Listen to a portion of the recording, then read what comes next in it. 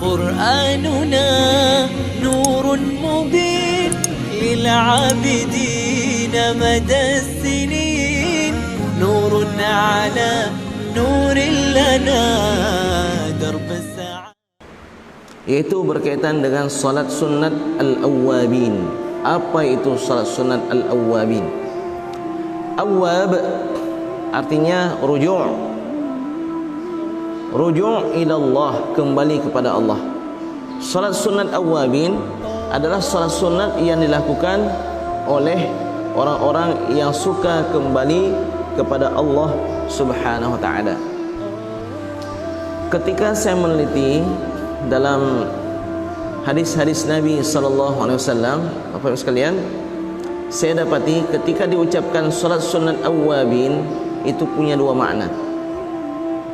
Makna yang pertama, salat sunat duha. Salat sunat duha dinamakan juga dengan salat sunat awwabin. Salat sunat duha yang terbaik adalah ketika jalanan mulai panas dari teriknya matahari. Berarti sekitar jam 9, jam 10. Itu waktu duha yang terbaik. Tapi sudah boleh kita lakukan selepas syuruk, ya, kira-kira matahari sudah sepenggalahan, setinggi tombak. Tombak itu seberapa? Setinggi orang berdiri. Tombak, kalau kita berdirikan seolah matahari itu sudah di atas tombak. Tapi waktu terbaiknya adalah sekitar jam 9, jam 10. Duha dimulai dari tingginya matahari sepenggalahan dan berakhirnya kira-kira 15 menit menjelang solat zuhur. Ada orang jam 12 sunyo kabeh waktu duha. Setengah 12 kabeh waktu duha. Golong mentangna, ya. Masih ada kesempatan untuk melaksanakan solat sunat duha. Ada pendapat kedua mengatakan salat sunat duha, salat sunat awwabin bukan pendapat. Dalam riwayat yang lain dikatakan adalah salat antara salat maghrib dengan salat isya. Antara maghrib dengan isya bisa kita laksanakan salat sunat awwabin. Jadi mana yang betul? Dua-dua betul. Salat sunat yang banyak dilakukan oleh orang-orang kembali kepada Allah Subhanahu wa taala. Sama seperti orang saleh. Selawat itu adalah zikirnya orang saleh. Itu tempat lain tak dengar lah. Tahlil iaitu la ilaha illallah adalah zikirnya orang saleh. Itu yang betulnya. Ai mandum betul. Mandum zikir orang saleh. Bedanya awwabin lebih khusus dia dibandingkan dengan orang saleh. Orang saleh lebih umum, awwabin khususan. Dan dalam pertemuan ini sedang hadirin hadirat yang akan kita bahas makna salat sunat awwabin yang kedua, yaitu salat sunat yang dilakukan di dalam waktu maghrib, yaitu antara salat maghrib dengan salat sunat, salat fardu isya. Berapa jumlah salat sunat awwabin? Rakaatnya berapa paling banyak? Yang paling banyak adalah 20 rakaat. 20 rakaat yang terbanyak pada salat sunat awwabin. Sekurang-kurangnya rakaatan, 2 rakaat saja. Dalam hadis yang diriwayatkan oleh Imam At-Tirmidzi dalam sunan beliau. Jadi kalau sebutkan 6 kitab induk ini adalah kitab induk yang memuat hadis-hadis. Ini 6 kitab induk ini adalah kitab yang terbaik dalam urusan hadis. Yang pertama Sahih Al-Bukhari, Sahih Muslim. Ini dua ini yang paling kuat. Kemudian Sunan Abi Daud. Dia kalau dikatakan rawahu Abu Daud, berarti masuk dalam kategori ini. Yang keempat Sunan At-Tirmidzi. Kalau dikatakan rawahu At-Tirmidzi, diriwayatkan oleh Imam At-Tirmidzi, berarti dia itu kuat. Begitu juga An-Nasa'i, dan yang keenam adalah Ibnu Majah. 6 kitab ini dinamakan 6 kitab induk dalam urusan hadis. Apakah hanya 6? Banyak lagi. Ada Musnad Imam Ahmad, ada Muwatta Imam Malik, Ya. Ada Sunan Ad-Darimi, Sunan Sahih Ibnu Khuzaimah, Sahih Ibnu Hibban, dan banyak lagi kitab-kitab hadis yang lainnya. 6 ini adalah induknya.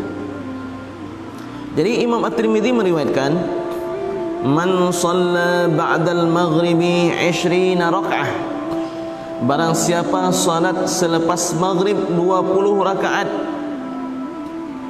banallahu lahu baitan fil jannah, Allah akan bangunkan baginya, Allah akan dirikan baginya istana di surga. Ya, Masya Allah. Ini landasan salat sunat awabin. Waktunya bagaimana? Waktunya antara maghrib dengan isya. Menjadi pertanyaan, Ustaz, kalau kami dalam kondisi bermusafir atau dalam kondisi hujan, kami melakukan jamak takdim maghrib dan isya di waktu maghrib, kapan kami lakukan salat sunat awabin tersebut? Itu satu masalah. Atau kami jamak takhir maghrib dan isya di waktu isya, apakah kami bisa mendapatkan pahala salat sunat awabin? Syekh Ibrahim Al-Qurdi mengatakan, jika seseorang melakukan jamak takhir, ya, yaitu maghrib dan isya di waktu isya, maka salat sunat awabin menjadi terlambat, yaitu di waktu isya, dan itu dibolehkan. Jika dilakukan pada jamak takdim, seseorang salat maghrib dan isya di waktu maghrib, maka kapan kita lakukan salat sunat awabin? Kita lakukan selepas salat isya. Mengapa? Harus diingat bapak sekalian, ada perbedaan antara jamak takdim dengan jamak takhir. Jamak takdim, selepas salat pertama harus segera salat kedua. Salat maghrib dan isya di waktu maghrib. Begitu selepas maghrib, jangan pegang HP dulu. Jangan lihat-lihat sandal di mana. Jangan bicara sama orang. Langsung segera laksanakan salat fardu isya. Itu syarat pada jamak takdim. Dan harus jaga tertib, maghrib dulu baru kemudian isya. Tapi kalau jamak takhir, enggak mesti segera. Kita melaksanakan maghrib di waktu isya sebagai jamak takhir. Boleh isya dulu sebagai yang punya waktu, boleh maghrib dulu sebagai menjaga tertib. Selepas salat maghrib misalnya, apakah segera mesti melaksanakan salat isya? Enggak mesti. Berbeda dengan jamak takdim. Jadi salat sunat awabin ini tidak sah dilakukan sebelum melakukan salat maghrib, walaupun jamak takhir. Misalnya isya dan maghrib di waktu isya, lalu kita lakukan salat isya dulu, kemudian salat sunat awabin, enggak bisa. Kenapa?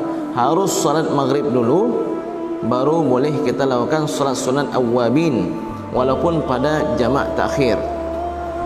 Kalau seandainya jamak takdim, maka selepas melaksanakan salat isya, dan berakhir waktunya dengan berakhir waktu maghrib.